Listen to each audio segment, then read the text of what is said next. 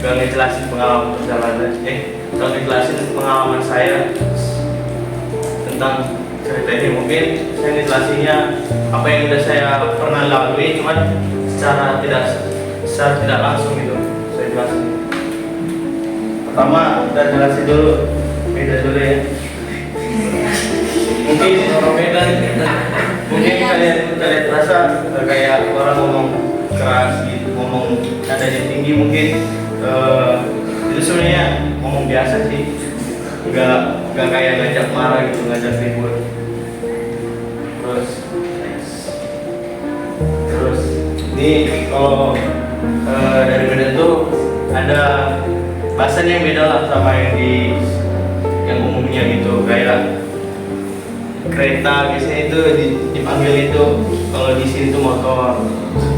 Kalau pajak tuh itu biasanya pasar, kalau pajak. Terus kalau di Medan tuh pasar itu jalan raya. Terus kalau untuk permen itu, kalau bahasa Indonesia itu aslinya bonbon gitu. Kebalik. Kalau bonbon tuh bahasa Indonesia permen. Kalau penggaris biasanya itu bahasa Indonesia kan penggaris, kalau di Medan itu bahasa Indonesia itu roll. Mungkin fun fact aja sih ini.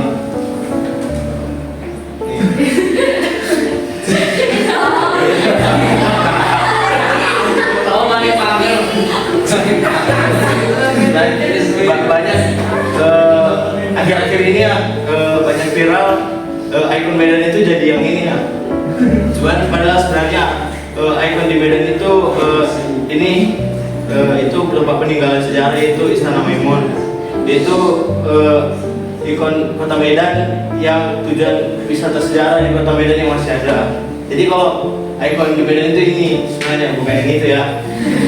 Terus tempat di sini tuh tempat untuk mengenal istana yang dibangun di zaman Kesultanan Delhi ketika Sultan Makmum Al-Rashid Perkasa Alamsyah.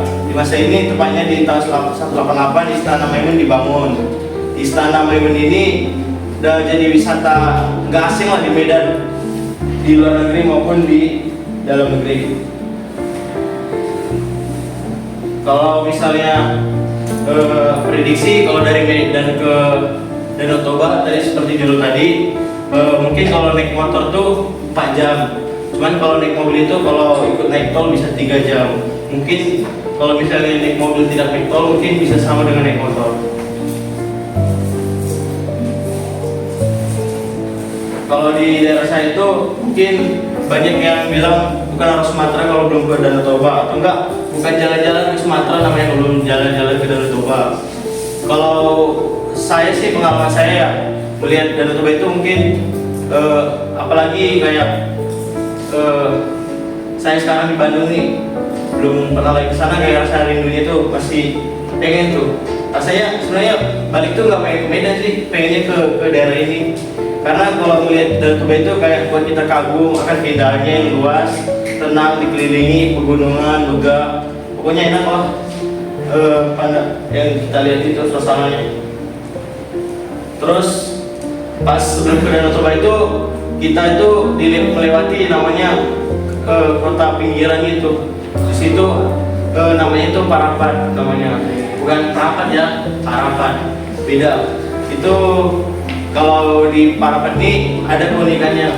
Jadi kalau misal tanggal merah atau hari besar kita liburan ke sana, pasti jualan di sana bakal mahal. Kayak kopi dari 5.000 tiba-tiba 15.000 gitu. Bisa gitu. Dan parkir juga pasti banyak lah, pungli-pungli. Itu sih minusnya kalau daerah dari sini. Terus di Parapat ini kan jalur yang kita lewati kalau ke Danau Toba. Dan Danau Toba ini asli yang di sini. Dan di Danau Toba itu ada pulau namanya Pulau Samosir. Mungkin kalau untuk ke sana itu kita harus nyebrang lagi sih, naik kapal. Kapal yang biasanya digunakan itu kapal seperti ini. Ada juga sih kapal feri yang besar, cuman jarang sih dipakai. Biasanya paling ikonik kita pakai yang ini.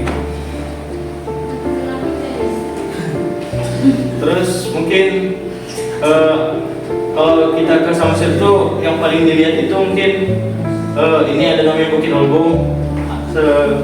Ini mungkin saya bilang indah itu karena suasananya betul-betul indah lah.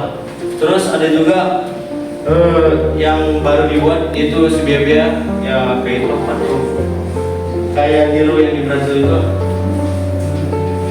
Ini itu saja, terima kasih.